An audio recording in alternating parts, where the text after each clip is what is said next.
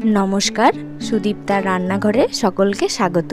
আজকে আমি আবারও হাজির হয়েছি নতুন একটি রেসিপি নিয়ে, মুগেশ্বরী ঝিঙে। এটি খুব সহজেই তৈরি করা যায় নিরামিষ একটি রেসিপি।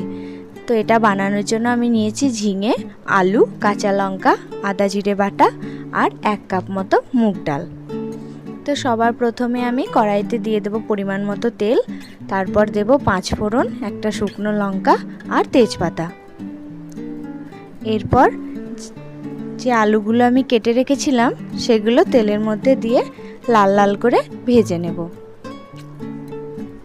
একটা বড় সাইজের আলু আমি নিয়েছিলাম। এইবার আলুটা ভাজা হয়ে গেছে, এর মধ্যে দিয়ে দেব ঝিঙেগুলো। 3টে বড় সাইজের ঝিঙে আমি একটু বড় বড় করে কেটে নিয়েছি। তো এবার ঝিঙে আর আলুটাকে একটু ভালো করে ভেজে নেব। যেহেতু ঝিঙে থেকে খুব জল বেরোয়, তাই আলুটা আগে ভেজে নিয়ে তারপরেই আমি ঝিঙেটা দেব। তো এবার এটাকে ভালো করে একটু ভেজে নেব। ঝিঙে একটি খুবই রসালো সবজি, এটা থেকে খুবই পরিমাণে জল বেরোয় আর এটা স্বাস্থ্যের পক্ষে খুবই ভালো। ভাজা হয়ে গেছে, এবার এর মধ্যে আমি দিয়ে দেব পরিমাণ মতো লবণ আর হলুদ। তো বাড়িতে যখন পোস্ত থাকে না, তখন ভাবা হয় যে কিভাবে ঝিঙে তৈরি করা যায়, ঝিঙের তরকারি। তো এইরকমভাবে তৈরি করে দেখবেন, কম খরচে খুব টেস্টি একটা রেসিপি তৈরি হয়ে যাবে। তো লবণ হলুদ দিয়ে এবার এটাকে ভালো করে ভেজে নেব।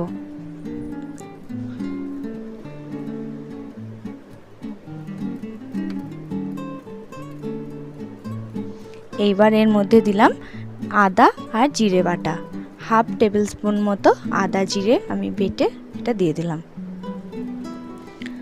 এবার খুব ভালো করে মশলাটা কষিয়ে নেব। মশলাটা কষানো হয়ে গেলে এর মধ্যে দিয়ে দেব ভিজিয়ে রাখা মুগ ডাল। মুগ ডালটাকে আমি আধ ঘন্টা ভিজিয়ে রেখেছিলাম। মুগ ডালটা দিয়ে ভালো করে কষিয়ে নিয়ে এর মধ্যে দিয়ে দেব পরিমাণ মতো জল। যেহেতু ডাল দেওয়া আছে, তাই একটু বেশি করেই জল দিতে হবে, কারণ সবজিগুলোর সাথে ডালটাও সিদ্ধ হবে। জল দেওয়া হয়ে গেছে, এবার গ্যাসের ফ্লেমটাকে মিডিয়ামে রেখে আমি এটাকে ঢাকা দিয়ে সিদ্ধ হতে দেব।